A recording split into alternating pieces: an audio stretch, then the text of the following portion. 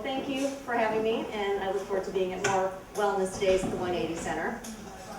So I really enjoy working with patients, let's see, I can adjust this, patients with various addictions, because I find oftentimes what comes up, and I actually got the statistic yesterday when I was at the NEDA conference, which is the National Eating Disorder Association, one of the largest conferences in the United States, which is actually happening now as we speak. It's this weekend in Hollywood.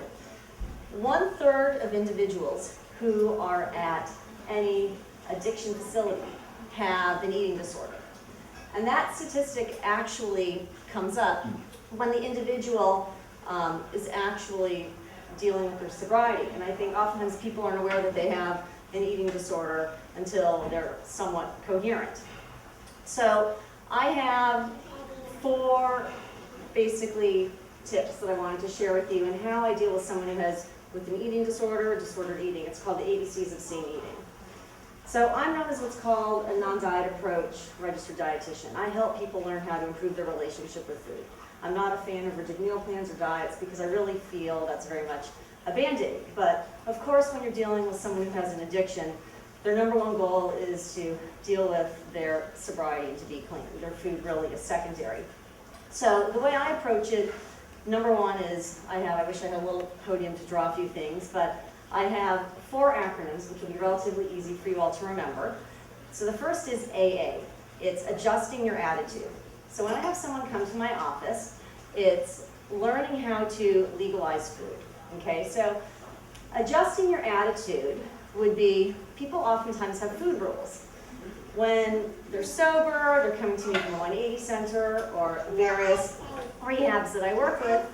As you know, there's so many food rules that are out right now, and I would say one of the more popular ones that I hear are, I can't eat gluten, or I'm afraid of carbs, or carbs will make me fat. So I find my role is to help clarify misconceptions they have and to re-educate them.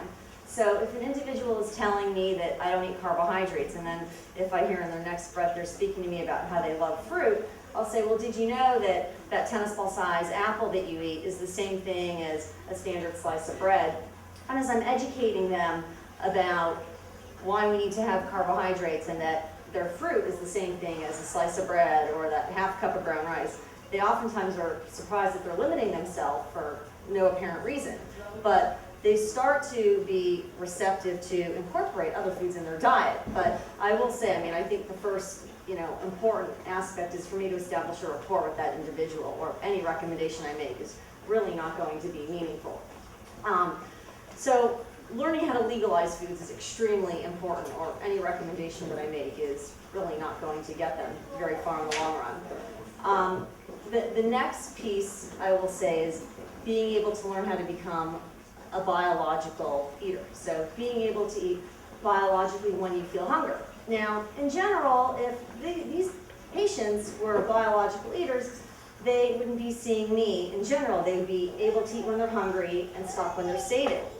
So the way I approach any individual who has disordered eating or an eating disorder is I'll begin with what I call mechanical eating. I will start out with, for example, if I see someone with binge eating disorder, I'll create a framework of working with 3 meals and perhaps 2 snacks a day or 3 snacks a day, and I'll really work at the place that feels safe and comfortable for them. So say your patient has, let's say, 6 foods that feel safe and comfortable, and again, it's not going to happen overnight that they'll be able to legalize every food. And again, as it's taking time for me to educate them and essentially convince them that there are specific foods that they might be receptive to incorporating into their diet. We'll start with foods that they're able to incorporate, and really, let's say they're a binge eater or they're bulimic, like if they're bulimic, to say, well, let's work with the food that you're able to keep down within those 3 meals and 3 snacks. So they'll feel comfortable that, wow, I can actually be successful having 3 meals and 3 snacks of these, handful of foods that I know I'm actually able to eat. And within that, I start to teach them what's called the hunger fullness scale, being able to learn how to stop and check in with my hunger level and be able to stop and assess my fullness level versus eating just in autopilot mode, eating because the food is in front of me. And I think oftentimes we all get caught up in eating in this unconscious manner. So again, being able to learn how to become a biological eater. The next acronym I would say is CC, considering your cravings. And that's very scary for many, many people, is to honor what your body's craving. So the way I'll approach that with people is, they'll say, well, I'm craving chocolate, or I'm craving chips. And oftentimes, the analogy that I like to present to people is I'll ask them, well, are those foods trigger foods for you? Meaning, once you start eating it, is it difficult for you to stop? And with the individual, I always like to suggest that we address our nutrition first, and then we feed our soul after.